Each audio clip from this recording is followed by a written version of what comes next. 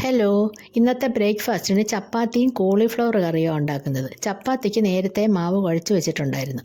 അപ്പോൾ പിന്നെ നമ്മൾ ചപ്പാത്തി ഉണ്ടാക്കുമ്പോൾ നല്ല സോഫ്റ്റായിട്ട് കിട്ടും. പിന്നെ കോളിഫ്ലവർ റെഡിയാക്കാനായിട്ട് സവാള ചെറുതായിട്ട് അരിഞ്ഞത്, പിന്നെ 2 പച്ചമുളക്, പിന്നെ തക്കാളി, ഇതെല്ലാം ഇട്ട് നന്നായിട്ട് വഴറ്റിയെടുക്കണം. ഈ വഴറ്റിയെടുക്കുന്ന ഇതിലേക്ക് കോളിഫ്ലവർ ഇട്ട് കൊടുക്കുക. ഈ കോളിഫ്ലവർ എന്ന് പറഞ്ഞാൽ ഞാൻ ചെറിയ ചൂടുവെള്ളത്തിൽ അല്പം മഞ്ഞൾപ്പൊടി ഇട്ട് ഈ കോളിഫ്ലവർ ഇട്ട് അല്പനേരം ഒന്ന് തിളപ്പിച്ചെടുക്കണം.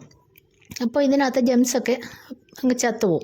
അപ്പോൾ പിന്നെ കോളിഫ്ലവർ നല്ല കുറച്ച് ഫ്രഷായിട്ട് കിട്ടും.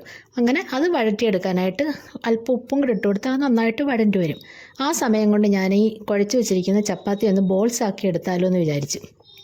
അങ്ങനെ അതെല്ലാം ബോൾസ് ആക്കി എടുത്ത് അത് മാറ്റി വെച്ച് കഴിഞ്ഞാൽ ആ സമയം കൊണ്ട് ഇത് വഴണ്ടി വരുമല്ലോ. അപ്പോൾ ഈ ചപ്പാത്തി പരത്താനൊക്കെ എളുപ്പമായിരിക്കും ബോൾസ് ആക്കി നമ്മൾ മാറ്റി വെച്ച് കഴിഞ്ഞാൽ. അങ്ങനെ അതെല്ലാം മാറ്റി വെച്ച് അപ്പോഴേക്കും ഇതെല്ലാം വഴണ്ടി വന്നു. അങ്ങനെ ഇതിലേക്ക് പിന്നെ മസാലകളൊക്കെ ഇട്ട് കൊടുത്താൽ മതി.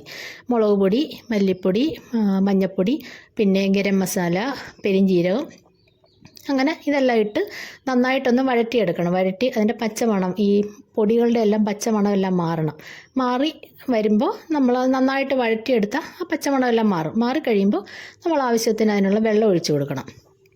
ഇതിനകത്തേക്ക് വെള്ളം ഒഴിച്ച് നന്നായിട്ടൊന്ന് ഇളക്കി, പിന്നെ ഉപ്പ് ആദ്യം ഇട്ട് കൊടുത്തിട്ടുണ്ടായിരുന്നു, എങ്കിലും അത് നോക്കിയിട്ട് ആവശ്യത്തിന് ഉപ്പ് ഇട്ട് കൊടുക്കുക. ഉപ്പ് ഇട്ട് കൊടുത്ത് പിന്നെ കറിവേപ്പില, പിന്നെ മല്ലിയില ഉണ്ടെങ്കിൽ മല്ലിയില ഇട്ട് കൊടുക്കാം, അത് വേണമെന്നില്ല. അങ്ങനെ മല്ലിയില ഇട്ട് അങ്ങനെ കറിയെല്ലാം റെഡിയാക്കി അതെല്ലാം അങ്ങനെ മാറ്റിയെല്ലാം വെച്ച് കഴിഞ്ഞാൽ പിന്നെ ചപ്പാത്തി വരത്തിയെടുക്കാമല്ലോ.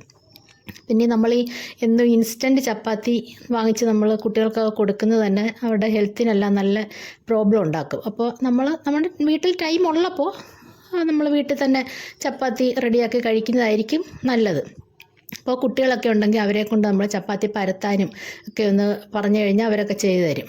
പിന്നെ എൻ്റെ വീട്ടിലാണെങ്കിൽ മോൾക്ക് വലിയ ഇഷ്ടമായി ചപ്പാത്തിയൊക്കെ വീട്ടിലുണ്ടാക്കുന്നത്. അതേപോലെ തന്നെ വീട്ടിലുണ്ടാക്കുന്ന ഫുഡാണ് അവൾക്ക് ഇഷ്ടം. നമുക്ക് അത്ര മാക്സിമം നമ്മൾ വീട്ടിൽ തന്നെയാണ് എല്ലാം ഉണ്ടാക്കുന്നത്. പിന്നെ വല്ലപ്പോഴും ഒക്കെ പുറത്ത് പോയി കഴിക്കും, അതൊക്കെ എല്ലാവരുടെയും ആഗ്രഹമല്ലേ.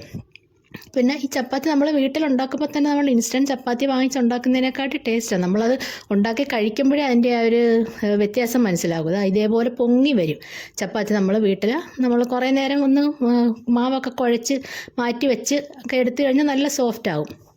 ഈ ചപ്പാത്തി ഉണ്ടാക്കുമ്പോൾ ഇത് ആദ്യം ഒന്നിട്ടിട്ട് പിന്നെ നല്ല ചൂടാകുമ്പോൾ ഒന്ന് തിരിച്ചിടണം. എന്നിട്ട് വീണ്ടും തിരിച്ചിട്ട് നമ്മൾ ഈ ചട്ടുകം കൊണ്ട് നന്നായിട്ടൊന്ന് പ്രസ് ചെയ്ത് കൊടുത്താൽ മതി. അപ്പോൾ ആ ചൂട് നന്നായിട്ട് കല്ലെ തട്ടി അത് നന്നായിട്ട് പൊങ്ങി ഇങ്ങനെ വരും.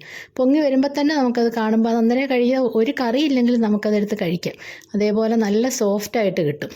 അങ്ങനെ ഇതേപോലെ നന്നായിട്ട് പൊങ്ങി വരും. ഒന്ന് ട്രൈ ചെയ്ത് നോക്കണം എല്ലാവരും. അങ്ങനെ ഞങ്ങളതെല്ലാം കഴിച്ചു.